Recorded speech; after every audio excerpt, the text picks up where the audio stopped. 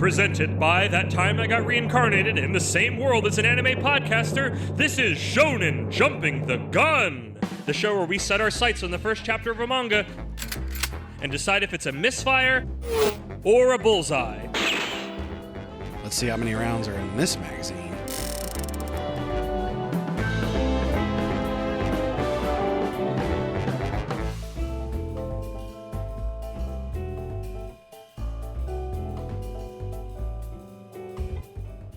On today's episode, the wise beasts of wizarding wisdom.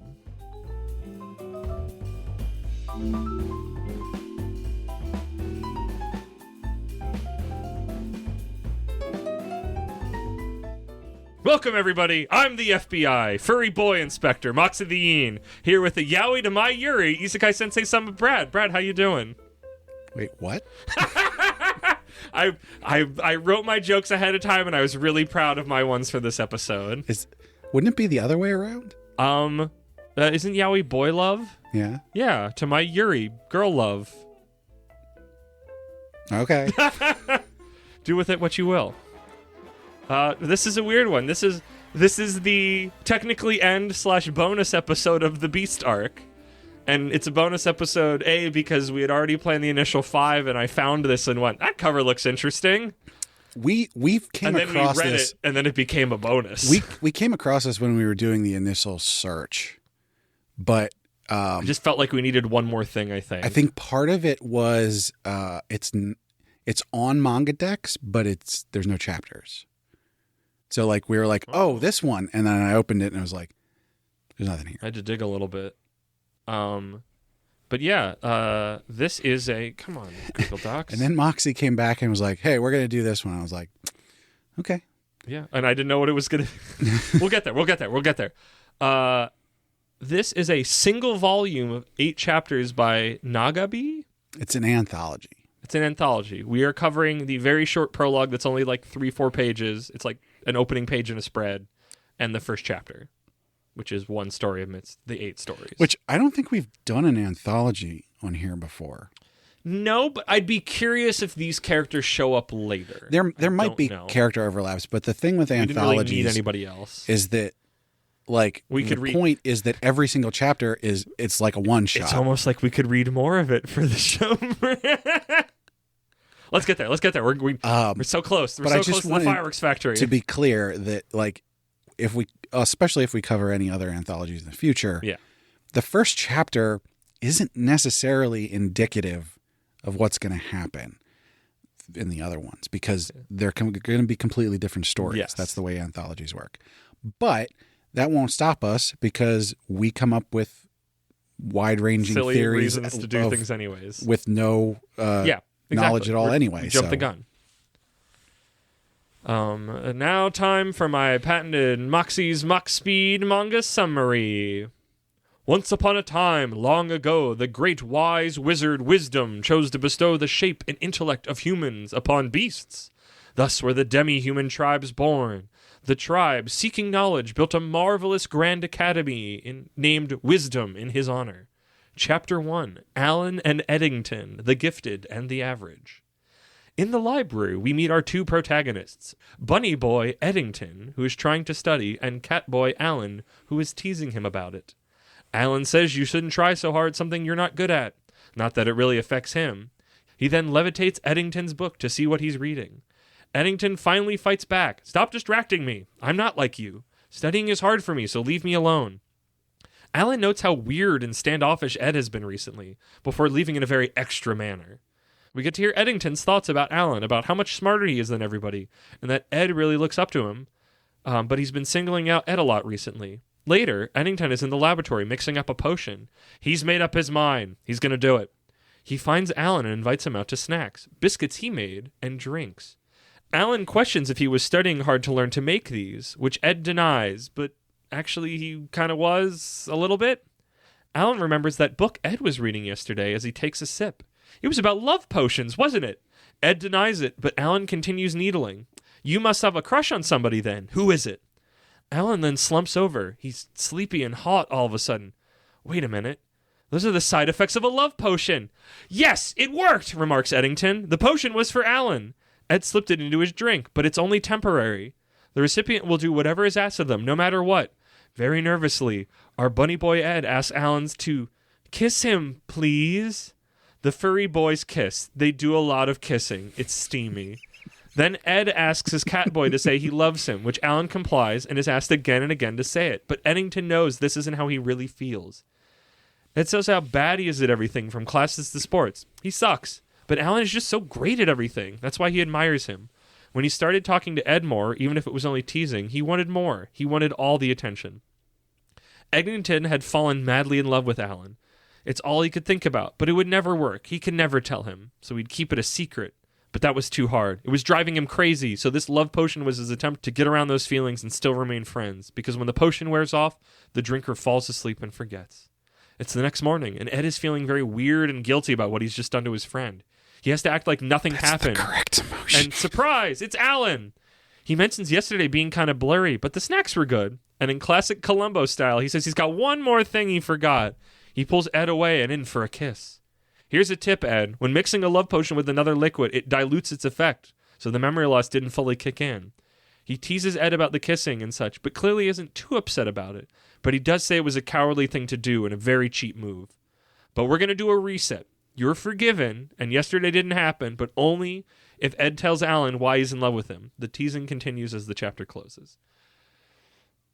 Brad, I'm a sloppy bitch, and this is my sloppy bitch juice. I didn't know that when I started reading it, but as I read it, I was like, yes, I want it. Give it to me. Like, okay. This is so, like, compared to our last two, where it's like, this relationship is problematic. This one's actively problematic because a boy drugged another boy, and I don't give a shit. I don't give a fuck.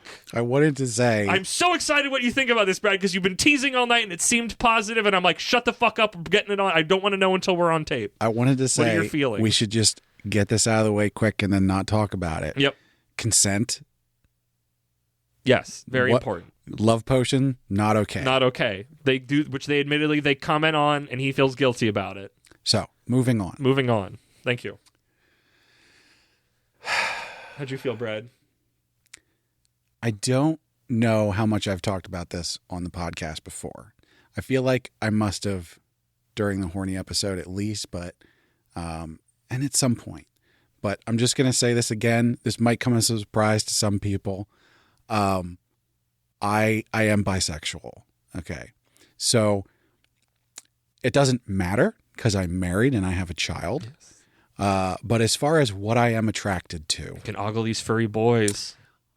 I'm attracted to feminine features. Yeah. So it doesn't matter what else is going on. These two boys are so fucking cute. I know, there was a moment when they start kissing and it got a little too steamy porny, and I'm like, oh, is this gonna be porn and we can't cover it? And then that was that moment where I saw that's the peak of the arc of the steaminess of it, and I was like, oh, dodged a bullet there. That could have been like, I didn't want to have to hit like the escape button on and making it an episode, but like instantly the temperature in the room rises, and it was just like, here's the thing. Oh, and it's like, I know it's like, as I'm reading it, it's problematic, but also it's like, oh, it's the fucking Vince McMahon gif of him getting more and more excited.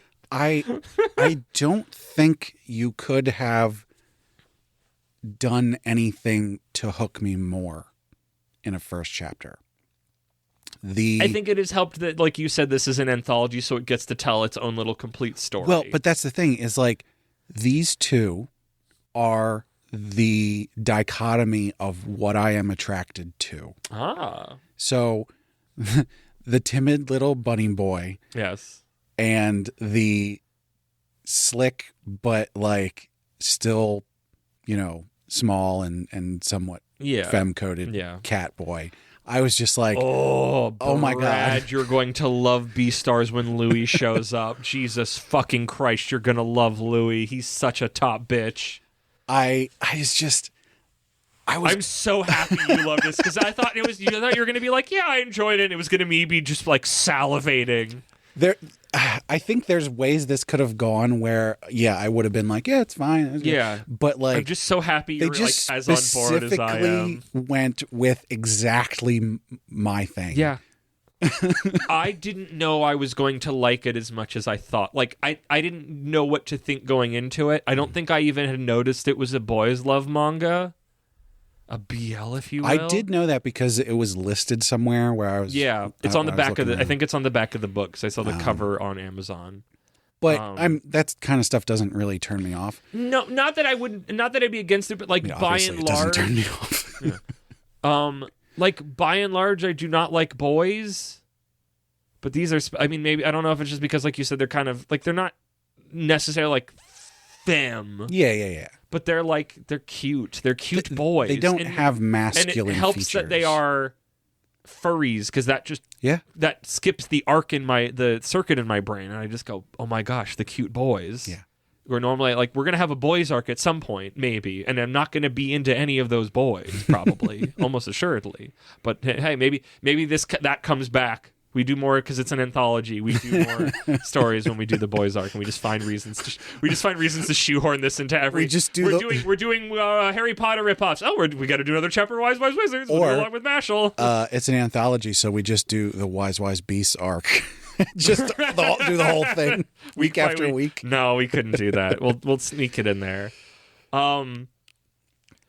Just the look of it, the dynamic of it. Well, that's another important thing, because like I think everybody knows that I have a weird relationship with art. You do. You're lame. And like old art styles, like that old manga style, I just am not. Well, this into isn't at that all. though. No, let me continue. Mm-hmm. I'm getting to that. Mm-hmm. I'm reinforcing the things I have said in the past, so that when I say that I love this art style, it's more impactful, because this has sort of a watercolor-esque style to it. I was going to say it's very inky. Yeah, inky. Where it's like it's got the rough edges and there's some bleed to it and everything, but like the actual fidelity of the character design and the background designs and everything is just excellent. The world is beautiful. They're in this beautiful castle in the library, and the like, set and setting. Very clearly Harry Potter inspired. Yeah, a lot of it. But I'm into that. Which is fine. Yeah, because we're not paying. We don't have to set up anything specific of the school outside of the prologue. Is literally just like, hi, there's furry people. There's a wizard school. They're at the wizard school. They're the boys' kiss, and it's like you got exactly what you needed. The prologue was 3 pages. You get to see all the boys in a spread, and you just get to where you get to your little stories. There is a version of, because you already fucking know about you've osmosis. Even if you've never read it, you know enough about Harry Potter that you've osmosis. Yeah. You, the royal you, that you have whatever you need with that 3 pages and your wizard knowledge. Right. There's a version of this with different characters, or even either one of them that's a different character, that I am enjoying, but I'm not all about. But the fact that it is specifically these two. What, these archetypes? Yeah. This dynamic? Yeah. Oh, yeah. The fact, I love that when the bunny boy is so timid, but when the potion starts kicking and he's like, it worked, and he's like getting super hype about it, and not just like if he was kind of like low and cowardly the whole time, it would have been really icky. He's a bunny, so he's horny as fuck. Yeah, but it was just like but also like during it, he notices like with the he gets really excited, like the love you and the kissing, but then he's like in that moment he's having the emotional thing while he's also having his big horny moment. Yeah. And the fact that he can juggle both of them, I love. I gotta say, I don't know that we've ever talked about this, but like horniness, there's 2 different levels, because there's normal horny, like I'm horned up, and then there's like I love this person and I'm horny. That's just a completely different level. Yeah, and that's what this is. This is like, it's not like, oh, pretty lady boing. It's like, fanning myself. It's like, again, it's the Mr. McMahon getting increasingly excited about. I don't even remember what he's looking at some point. I knew, but like that's the feeling I feel when I'm talking about this. Like, oh yeah, and I'm turning more red as I'm reading it and having a grand old time. Yeah, you need to see Beastars very badly. I love this. I love this manga. I did not know. As soon as I finished it, I'm like, this is my I'm a sloppy bitch, and this is my sloppy bitch juice. I just want to keep drinking it. It's there's multiple levels to it, because on one hand, it's cute and fluffy, and it's like, oh, look, they love each other. Yeah. And then on the other hand, it's like steamy. It's steamy, but also it's like very like everybody's dressed like, and everybody's got their nice school uniforms on, and the background's like everything's very elegant. Well, and that's the thing, is you believe the setting immediately because of the art. The art is doing so much. I don't want to say heavy lifting, because I don't even notice it's happening, but in a good way. They don't go into the world hardly at all. It's like, oh, he's making a potion. It's the setup. They're studying. That's it. We don't get any classroom interactions. No chaffed. Yeah. All meat. And so it cuts right into what it needs to do. And yeah, it got me. Glass. Just because we said in the other ones, and I just need to say it. I know we open with this now, but just to continue this continuing arc of when you throw stones, when you live in a glass house, I think we are able to float the fuck over that love potion so easy. Like our brains can notice it, but our emotional bodies are just fucking miles above it, because we just enjoyed this so much. And I just want to make sure that I put down in auditory writing of like, hi, this is why I try to check when I'm throwing stones, because when you're electrons in alignment and you're having a grand old time, your ability to float over things, royal you, is infinite. Right. Now, because my brain can go, that was a fucked up thing he did, but my emotional feels like, yeah, fuck it, hell yeah, let's do it. I get it. Eddington. He's not an Eddie. He's Ed. You didn't see this because it's in the summary, which I read. He's specifically Ed with 2 D's, like double D from Ed and Eddie. He is not Ed single D. He is not Eddie. He is Ed with 2 D's. But what we saw, Eddington roofied Alan. That's what that was. Yes, and 100%. Like literally, somebody got. Yeah. The only reason it's okay is because Alan's into it. But also he put a boundary. He didn't know that beforehand.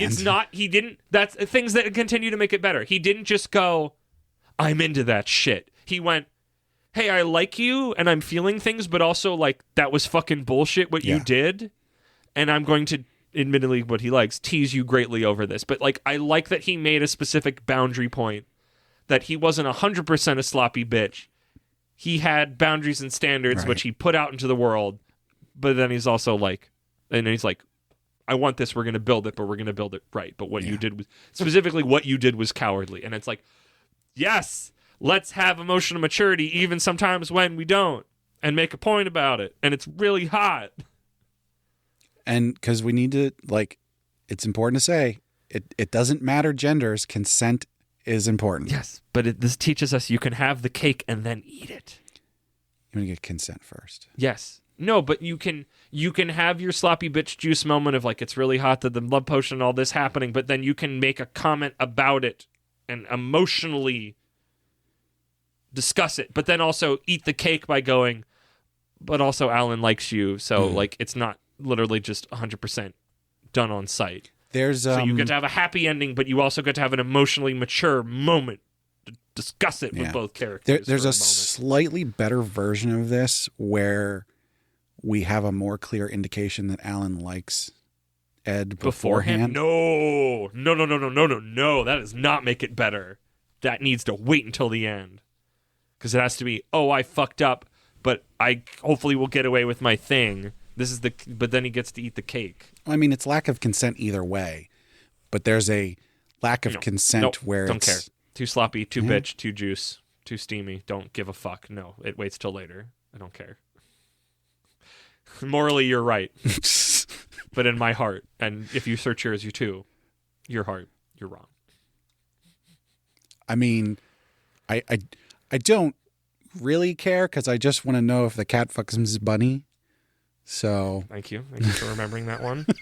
Well, fuckums the bunny. Did I ever send you that image so you can see the spelling? I don't think you did. I need to send that. Well, once Beastars come out, I'll put it in chat. So yeah, I want to know about more boys. I hope we get to see them again later in the background, but also maybe not. I don't know. I'd be curious if this author will do more in the future. I have seen gay romance before. There's a lot of manhwa that's gay romance. We and haven't covered anything with boy romance, right? So you might know this from Heroin Addiction. Ben likes the big broad chest. Okay. Yes, he does. He likes the big man. I'm not into that. No. I like them small. You like them twinky. Yeah, they last longer. Brad, no. Ugh. I don't even. Ugh. So Ugh, there's a difference there. I don't even know what that's fully implying. Don't stop. Just keep going. I don't know. Just keep going. It's the cream and Fuck. No. Just keep going. I will use my sour mouth spray as pepper spray. I will get up and spray it directly. I will lift your glasses and spray this directly into your eyes. Move forward. I just told you this is my thing. Yes, I know.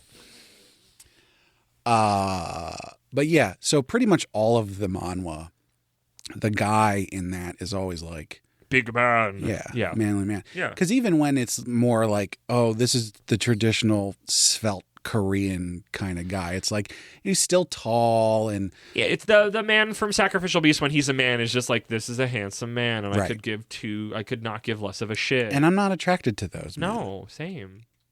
But not only are these svelte boys, cute, but also they're I like bunnies. I like them.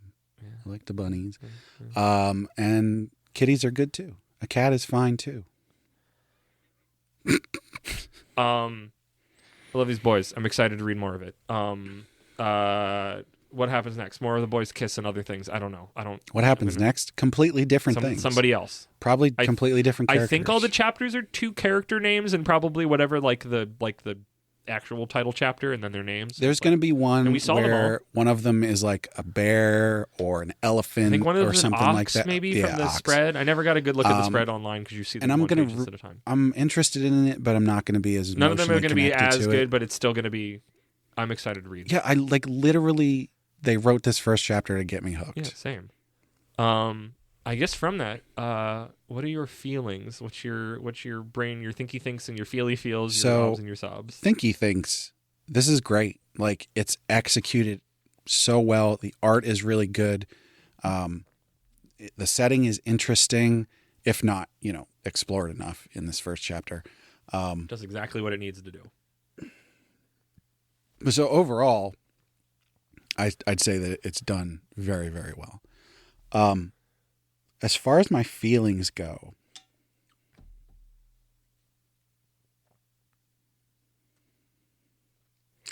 I'll say amazing. Yep. Agreed. I can't go higher than that to our top level only because there's really not anything else in here. Well, what? It needed more to get there, but it's also it's an anthology, so it's not like it's somewhat of an introduction of what's to come, but it's like this dynamic is my favorite. These other ones are going to have to be different, and even if they're still really good, right. Like it's not as much of a promise. I mean, I always go back to Astro Bay because it was the one at least I felt like over the moon about. It's like sometimes that the first chapter can be a promise of what's to come, and in this case it is, but it's an anthology, so it's like it's a promise of what's to come, but also it's going to be somebody different. It's going to be different, even if it's still this art and this look and this vibe. It has to be different. So the promise is not as yeah. I think both my thinky thinks and my feely feels are in alignment here. I think this is amazing. I think it does exactly what it needs to. The art catches eyes. The dynamic, the story is wonderfully paced. It's fairly short, but it's just like, it was like, we don't need another chapter. Like, this is the story. The prologue is literally just 3 pages to capture the concept in a sentence. Mm-hmm. And it was like, this is all we need. And it was great. It was perfect. I felt all the emotions. I had a great time. I'm salivating to read more of it. Speaking of, would you buy the volume on this? I already did. Brad! Me too! I went to the bookstore and I bought it! Yay! We're both sloppy bitch juice. So, as you know, generally I try to wait until the day we record to read stuff because I like it to be fresh. Yeah, because you read this today because you asked me. I don't want to... Did you order it from Amazon? I don't want to brood on stuff, and I don't want to talk about it early. Yeah. Generally. So yeah, earlier today, I'm like, wait, what was the name of this? Yep. I go and I look, and as I mentioned earlier, no chapters on Manga Deck. So I was like, oh shit, I got to find this. What am I going to do? So I start looking around, and I found the official English site on Seven Seas Entertainment, and I'm looking down like, oh, where can you get it? And I'm looking around like, oh, so you got physical copies, and then there's digital copies. And I was like, oh, I don't know. What am I going to do? So on the Apple, the iBook or whatever the heck it is, they have a free preview. Yeah. So it cuts the middle of chapter 1 out. Hmm? At least the book preview that I found, I'd found a digital version put up somewhere of chapter 1 in its entirety, but there was an official one. I don't know. I mean, maybe your iBook one was different. I think it was Amazon had a book preview that was like the first half and the last half. Okay, the one on of chapter 1 in the prologue. The one on Apple Books was like the first half of chapter 1. Yeah. Okay, that's what I saw, including the prologue. Yeah. So I read that, and as I'm reading this, I'm like, yes, this is what I'm into. Uh-huh. And so I just purchased it on Bookwalker because it's only $10. I was like, it was a great deal. It was a great deal. I went to my local bookstore. I was having a rough time and wanted to give myself a little bit of a booster. And I'm like, learning that this was only a volume was like, yeah, heck yeah. I had a great time. I'll keep this on my shelf. And the internal comedy of getting to the front table with it and the two people back there, a little younger or whatever, being like, oh, this looks really cool. And I'm like, they're like, is it multiple volume? I'm like, nope, it's just one volume. It's just a collection. And just trying to be like, don't know that this is a Steamy Boys manga. Like, just make it looks cool. Because they're like, wow, this art looks really cool. And I'm like, it is. Ha ha. Please don't look too closely at the BL tag on the back. I don't want to have that conversation right now. You seem nice. Yes, I have it. I got it digitally just because. I should have bought this on Amazon, so Amazon stopped seeing I'm thinking of such a fucking degenerate after I bought one volume of Nana and Keiru. Now I think I'm a different kind of degenerate than what it's advertising me as. I hate it. I would have actually bought the physical version, but I couldn't find a bookstore that had it in stock nearby. Because I bought it, bitch. And bought the one copy. I bought it already. You could have gone to Barnes & Noble and you wouldn't have found it because I bought it yesterday. 2 days ago. I did not read any more. I was waiting for this episode, but you better fucking believe tomorrow I'm reading the rest of this. And if you want to borrow it when I'm done, because I'll be done tomorrow, I will lend it to you. I got the whole digital volume. I know you don't have a lot of physical manga paper holdering, but yeah, I'm big excited to read the rest of that because these are not coward furries. These are furry furries, and I love that. It's really good. So as far as jumping the gun goes, I didn't even need the full first chapter. Yeah, no. Hell yeah. Should you read The Wise Beasts of Wizarding Wisdom? Yes. I mean, you should try it. You can find the chapter 1. You can find chapter 1 in its entirety floating around the internet. I found it and read all of it. There's definitely going to be some people who aren't into it. This is not their thing. No. But I think most of our listeners could probably get something out of this. I would say a good chunk of our listeners and regulars would enjoy it. Give it a shot. Because even if you're not into this, you might be kind of thing. I was more into really it than cute. I was more into it than I was expecting, and that kind of surprised me. Which is why I used the phrase, "This is my sloppy bitch juice," because it's just so wonderfully steamy and just like, yes, I know it's problematic, but I don't. Whatever, give it to me. I want more. So, in a surprise to no one, this is my number one of this the is my Beast number arc. one. This one. Actually, I guess that is a surprise because as of last episode, my number one was the Isekai. So. Yeah, good. Family-friendly entertainment beats out Isekai. This is. I know. Not even a little bit. I don't know where my brain was at to get that. I don't know. I mean, some of that is like B stars. A is longer, and B I have a lot of future vision on.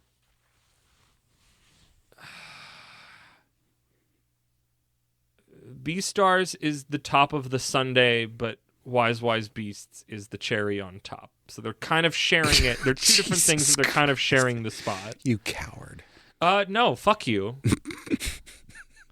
Brad, fuck you. You haven't taken in the rest of Beastars. Fuck you. And I haven't taken in the rest of this. Listen, this is Shonen jumping the gun. If I'm only going the first chapter, Wize Wizards is at my top. All together, I can't tell you until I read the rest of it, and I will at some point in the future. I will tell you how I feel about this more or less than, because also Beastars is like a slutty mess. Later. Caveats are fine.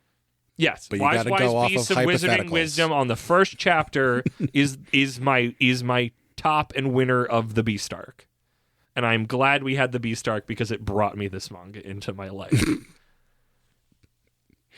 Holy heck. That was the surprise of the Beast arc. Yeah, the true surprise of the Beast arc was the furry smut we found along the way. Not smut. I don't know. Not yet, anyway. Our definitions of smut is different.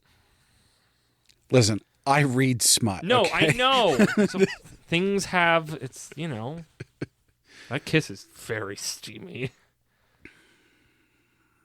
When she got the spittle, it's borderline. When there starts the shot when they got the spittle is like, oh fuck, this may be too much, and then it slows in silhouette like that. Yeah. Brad, before I get the hose, we got to finish this episode. So do we? Thank you everybody for listening. I didn't talk about this for another half an hour. What do you want to say besides just saying the same three things over and over again, getting really happy and excited? I mean, I guess that's exactly. We've said our piece. I really like bunnies. I'm noticing. We gotta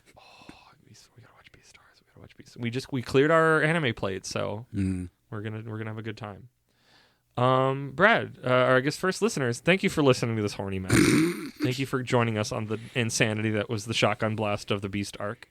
And Brad, hit me with them plugs if you can have the wherewithal to read right now. Gross. Hey, we partner with this place. This is one of those episodes, so, it's in the description. You all know what it is. 15% off and all that, APR 15. Go listen to a different episode if you don't know what I'm talking about. If you want to talk to us about this episode, find us on social media. Find us on our Discord and nowhere else. You can find the links on our website, animepodcastreincarnation.com. We will talk to you about this. We will talk to you about this. That's a threat. There's probably a level where we'll be like, okay, that's too far. Slow it down. But will this release the week of Valentine's Day? Oh, shit. Anyway, find our social links on our website, animepodcastreincarnation.com. Come talk to us on the Discord. Yeah, we'll talk about this. We'll see how everybody feels. Yep. You can also support us on Patreon. Our supporters get perks like getting to vote on what we cover on heroin addiction.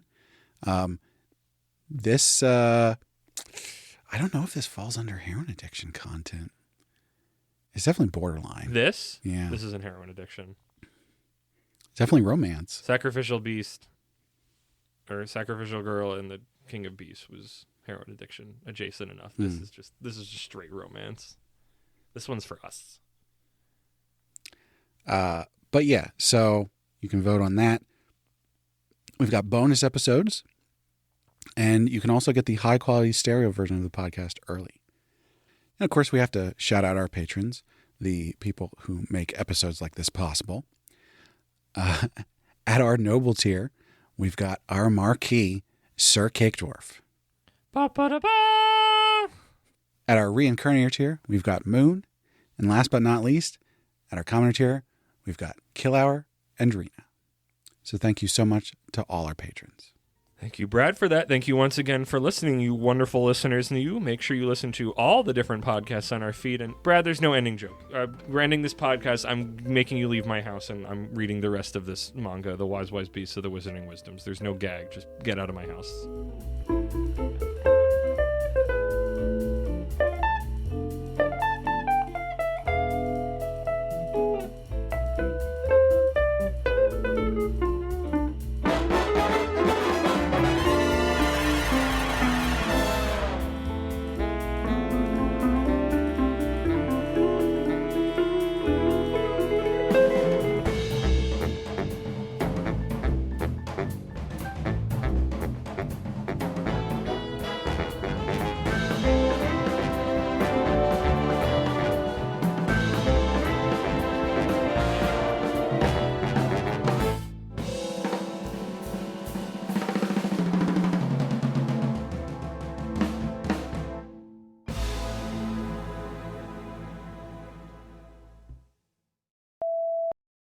Dude, I'm dying. The fact that you seem generally like positive about this is like, wow, I'm excited to talk about this. Oh, you are not prepared for this. Oh boy. I don't think anybody is.